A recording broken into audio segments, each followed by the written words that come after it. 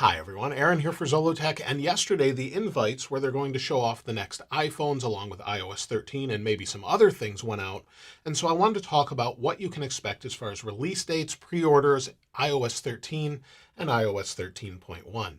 Now the first thing is the event is actually on September 10th and it will be live streamed at 10 a.m. So if you have an Apple TV or you go to apple.com, you can live stream the event, watch it live with all of us, and we can see what Apple unveils as far as the next iPhones, maybe some Apple Watches, as well as beacons and things like that that may be expected.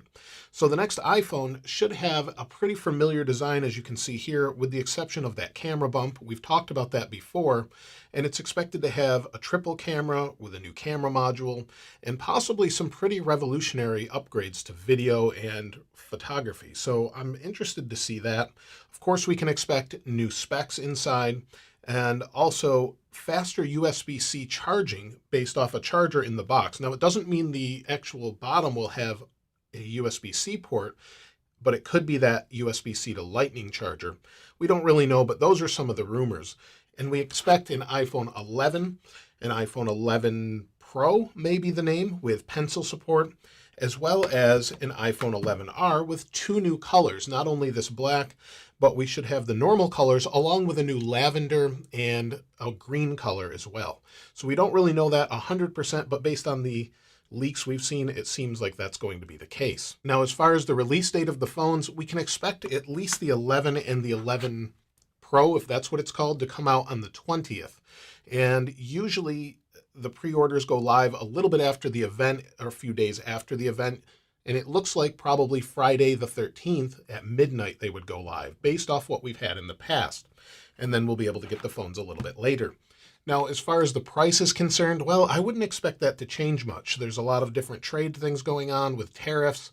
And so I would expect the prices to be pretty much identical to what we had last year. If we see a price drop, that would be great, but I'm not really expecting that. Now, also, we may see a new Apple Watch, either a 5th gen or at least a couple new materials.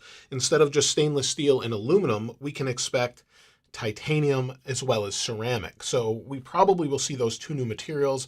And then there's been rumors for years of new beacons or things that are like tiles, if you've ever seen those, where you can locate different things such as backpacks that you put a little beacon inside of, and then you could locate it later on. Hopefully we'll see something like that. It's been rumored for a very long time, and it seems like we may see that at this event. Now, as far as iOS 13 is concerned, they'll probably show it at the event, show off its new features, but also we can expect that to release usually either on the following Monday, which they did last year. We saw it on the following Monday, and that makes it the 16th for us. We could see it as early as Friday the 13th, but more likely it will be Monday the 16th, with beta testers getting the Gold Master or the GM version before that. So that's what I would expect for iOS 13. Now, the confusing thing is iOS 13.1. Now, as far as iOS 13.1, it has some new features that may not be in iOS 13 to begin with, so they probably pushed some of those to 13.1. However, if you're on the beta and you want to get the version that comes out to the public of iOS 13, you'll probably have to use iTunes to downgrade.